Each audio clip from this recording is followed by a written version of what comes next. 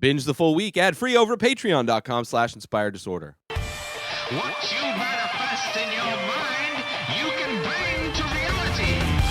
Rona Dayz, episode 38 of the show that is going to change the world. Maybe not, but it is definitely the show that will never exist in the times that were before the pandemic. The life has changed forever in the Rona Dayz. Another lockdown, of course, happening. I don't know. It's surprising that anybody's surprised that things are getting locked down again. I mean, cases surging everywhere. I mean, I'm in California, and it's just, it's all you see. And I think a lot of the reasons why California is being hit so hard is because what happens during this time of year is that all the people that live in these snowy places that have, especially in the valley, that have second homes out here, they all come to, whether they're from Canada, they're from the Midwest, they all come from all the cold areas, and they have the ability to either afford a second home or they just have the money to go on a extended vacation out here.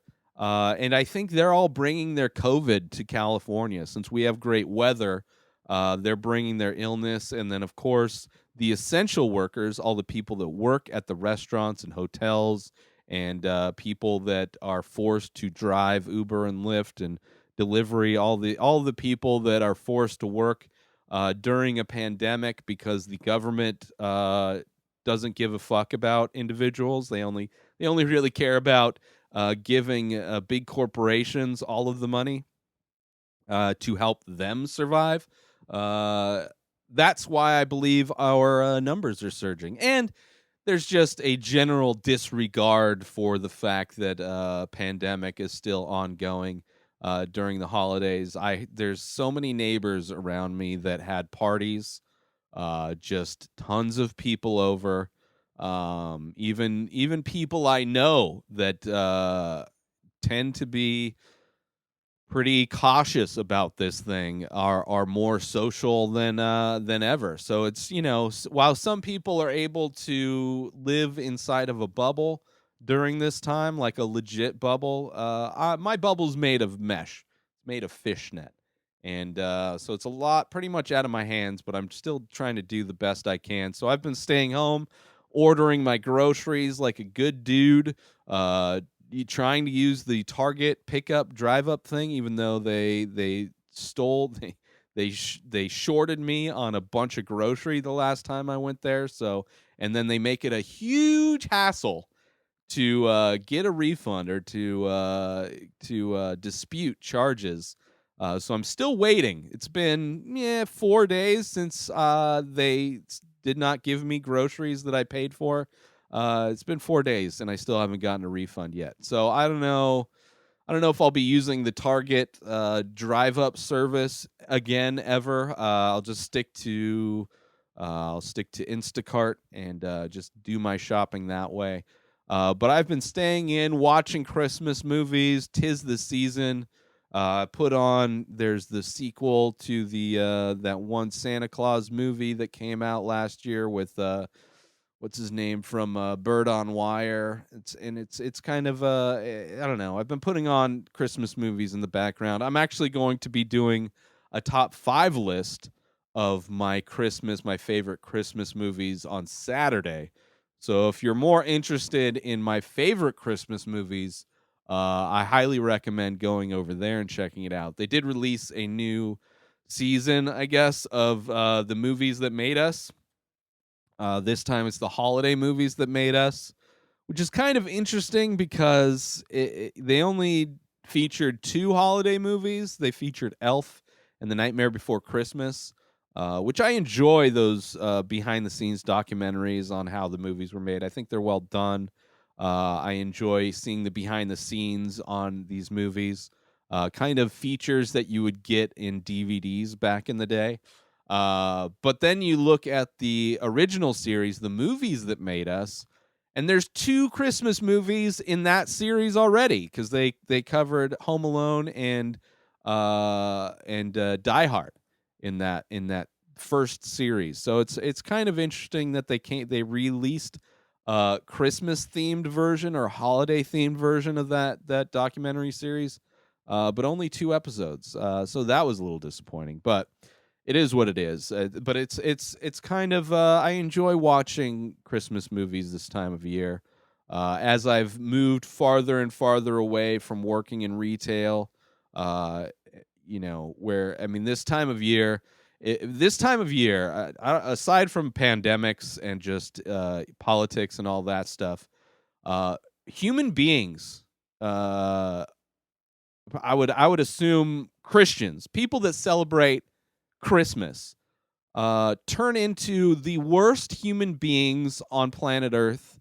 Just the most offensive, entitled pieces of shit around the holidays. Worked at Costco for 13 years, and not only are people just really horrible to other humans on Sundays, like when they get out of church, they're still wearing their church outfits, their fake costumes of put togetherness. They come into Costco and then they treat employees like shit. Aside from the weekly shit that churchgoers put on customer service, the holiday season is next level. People just I mean, you see videos of Black Friday ridiculousness. That's one thing. That's like a mob. That's just kind of disgusting as well. But there's just a general lack of compassion or understanding during the holidays, and customer service people and sales people that work at grocery stores or any kind of retail store are really treated like shit by these people, and it's hard to enjoy the holidays whatsoever. And before I worked at Costco, I worked at a movie theater. So movie theaters tend to be packed. Movie theaters don't close unless 9/11 happens or a pandemic. But during the holidays, that is their busiest day because it's a bunch of families that don't really want to be around each other. So they decide to go see a movie where they don't have to talk to each other for a couple hours. And they tend to be pretty horrible people as well. But yeah, so now that I've distanced myself, I mean, it's probably been 4 or 5 years since I worked at Costco. I can finally kind of appreciate the holidays. I'm still not big into Christmas. In general, I like the colder weather. I enjoy the Christmas movies, at least the ones that I have nostalgic feelings towards. But in general, yeah, it's I'm slowly warming back up to the holiday season, as it were. I used to get really depressed, which I'm not completely out. I had a night this week where I got a little saucy on the Twitters and threw out some hate bombs, and it was interesting to see. I had a variety of tweets that I put out, and it was interesting to see the ones that got the attention. It's like, oh, people do see my shit when I post it.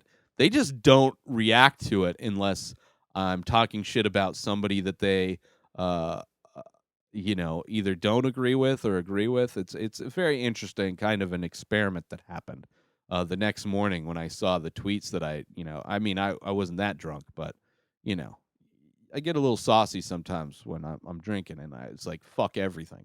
But yeah, so that it's been a fun week. Also played some more Fortnite, which after playing a lot of Call of Duty on my phone, Fortnite sucks. Playing Call of Duty on my cell phone is exponentially more fun than playing Fortnite. And I'm not just talking about the fact that I'm playing Fortnite with a 7-year-old that's very selfish and very bossy and doesn't have any clue on technique or strategy. But I've gotten better at just the whole kind of first-person shooter aspect of everything, and just the controls, the kind of I don't know, the sensitivity of things. It sucks, man. Like, I still die so fast, way too fast. Like, if I don't have a sniper rifle where I can actually zoom in on somebody and pop them off, Like all of the guns are like just I'm pretty sure my crosshairs are on them, and I'm going to hopefully pull the trigger enough times to not have to deal with them. So I played some Fortnite and instantly went back and played a couple games on Call of Duty just to get the kind of the immediate comparison between the two. And Call of Duty is infinitely better. I enjoy playing it so much. So it was fun to get that kind of comparison under my belt. But that's mostly been my week. I've, other than that, kind of trying to figure out how to implement my new phone into recording my paintings and stuff like that, and kind of experimenting with Clips, which is an iPhone app that's like a vertical editing platform it's kind of like iMovie, but for vertical video. So just kind of seeing what the capabilities of that are and see if I'd love to be able to move all of my production onto my phone. That would just be super convenient. Instead of having to transfer things to my laptop and edit and all this stuff and then transfer it back. Like it's just, when I can remove steps and become more efficient, I'm all about it. But yeah, it's primarily been my week. Hope everybody else has been having a great week. But yeah, that's it. If you are into coffee, and I know you are because you are a human, and most humans enjoy the delicious taste and effect of amazing home-brewed coffee, get yourself some small batch single origin coffee over at stationhousecoffee.com and follow Station House Coffee on Instagram. It's brewed in Thetford Center, Vermont, and shipped directly to you. Support small business as they support your ability to wake up in the morning and buy yourself some amazing coffee at stationhousecoffee.com and follow Station House Coffee on Instagram. New episodes of The Ray Taylor Show come out every single day. Subscribe on IGTV, YouTube, and everywhere else podcasts are found. Binge the full week ad-free over at patreon.com/Inspired Disorder. Buy Ray Taylor Show merch over at inspireddisorder.com. And follow the show on Instagram at Ray Taylor Show. Have a great day, everybody. Peace out!